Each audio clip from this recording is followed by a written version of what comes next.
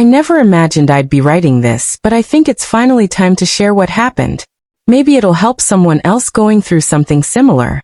Maybe I just need to get it off my chest. My wife, Myra, and I were married for 9 years. 9 years of what I thought was a strong, committed partnership. We had plans, dreams, and a decent life.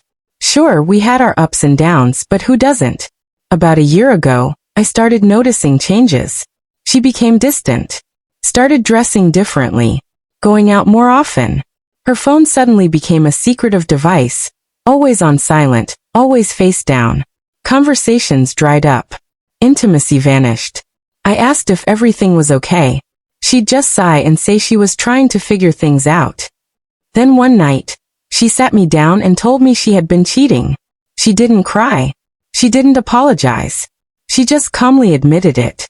She said she needed to find herself, and that stepping outside our marriage was part of her journey. I sat there stunned, listening to the woman I loved talk like I was just a footnote in her story of self-discovery.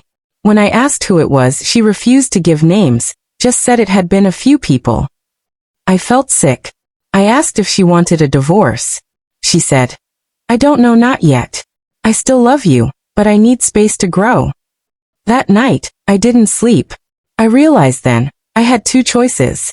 I could beg, plead, and suffer through this phase of hers, or I could regain control of my life and dignity.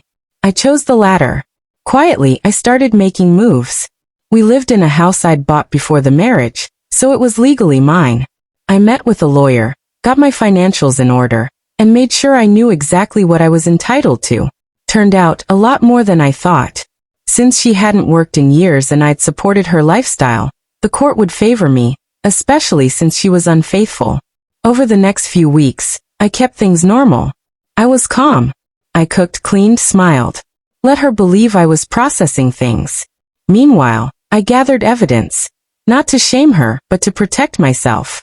Screenshots, messages, even a private investigator once she started disappearing for entire weekends.